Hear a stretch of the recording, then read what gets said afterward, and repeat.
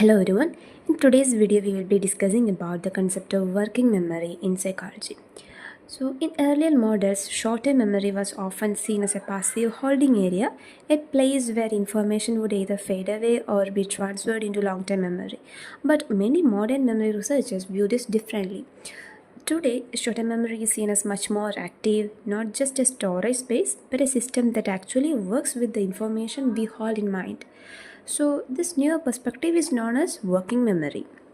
Working memory is defined as a set of temporary memory systems that actively manipulate, organize, and rehearse information. Okay, it's like the brain's mental workspace, helping us carry out tasks such as reasoning, learning, and decision making in real time. Working memory is best understood as a set of active temporary memory systems that don't just store information but also allow us to manipulate and rehearse it. At the core of the system are central processes that helps us hold on to information just long enough to think about it, analyze it, or respond to it. So this is essential for many mental tasks such as solving problems, following instructions, or making decisions.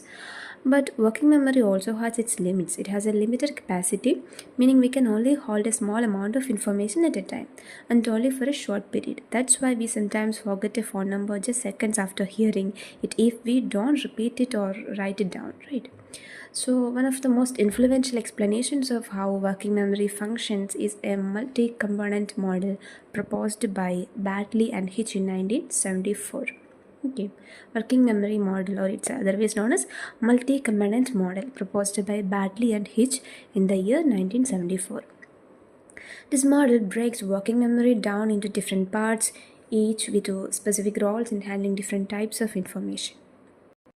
According to Baddeley's model of working memory, our mental workspace is made up of four main components, each with a specific function. The first is the phonological loop, which deals with verbal and auditory information like language or sounds. The second is a visuospatialsketchpad, responsible for handling visual and spatial information such as shapes, images, or directions. These two systems are coordinated by a central executive which acts like a manager. It directs attention, decides what to focus on, and controls the flow of information between the different components. Okay. Later, Baddeley added a fourth component called episodic buffer. This system integrates information from other parts of working memory and also links it to the long-term memory, forming a more complete mental representation. So together, these four components helps us carry out complex mental tasks such as reading, planning, or solving problems in real time. So now let's take a closer look at the first component of working memory, the phonological loop. So the system helps us temporarily hold and rehearse verbal and auditory information. So that is a main role or function, that is temporarily hold and rehearse verbal and auditory information. For example, when you hear a phone number and repeat it to yourself until you dial it, that's your phonological loop in action. Okay, it prevents information from fading away too quickly by using a mental rehearsal mechanism, kind of like repeating something over and over in your head to keep it active. The phonological loop has two parts. First, the phonological store, also called the inner ear. Okay, it briefly holds spoken words we hear, usually for just 1 to 2 seconds, in a sound-based form. Second, the articulatory control process over the inner voice. Okay, first one is the inner ear, then the inner voice. This articulatory control process let us repeat words silently to ourselves, which refreshes the memory trace in the phonological store and helps us hold on to the information for longer. Clear?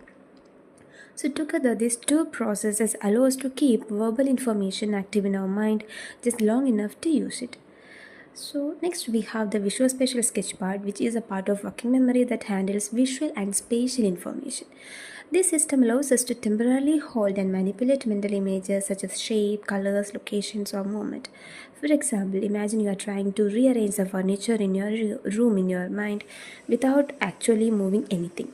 You picture where the bed might go, how the desk would fit, or whether there's a space left for a chair. That mental process is powered by the visuospatial sketchpad. It helps us with tasks like reading a map, recognizing faces, solving puzzles, or navigating through a space. In short, the visuospatial sketchpad supports our ability to see with the mind's eye and think visually, even when no images are physically present. Okay. The central executive is a control center of the working memory. Unlike the other components, it doesn't store information. Instead, it's responsible for directing attention, managing mental resources, and coordinating the activity of other systems like the phonological loop and the visuospatial sketchpad. It decides what to focus on, when to switch attention, and how to divide attention between tasks when necessary. For example, if you're driving while having a conversation, the central execute helps you to stay aware of the road while also processing what the other person is saying. So it's constantly deciding which information is most important at any given moment. In short, the central executive is like the brain supervisor, like organizing and regulating all the other parts of the working memory so they work together efficiently. The episodic buffer is a temporary limited capacity storage system that acts like a meeting place for different types of information within working memory.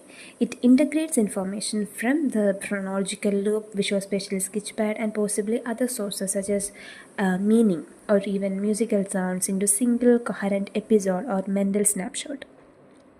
So, this integration helps us form complex memories like remembering the story someone told, combining what we heard, saw, and understood. Importantly, the episodic buffer also serves as an interface between working memory and long term memory, especially the part of long term memory involved in storing episodic memories, which are memories of personal experiences. So, in this way, the episodic buffer allows us to link new information with the past knowledge, making it easier to understand, remember, and use information. Okay. To sum up, working memory is a dynamic system that plays a crucial role in how we process, manipulate, and use information in real time. Baddeley's model helps us understand this complex system by breaking it into four key components: the phonological loop, visuospatial sketchpad, central executive, and episodic buffer, each with a unique role in supporting our thinking and learning. Thank you for watching.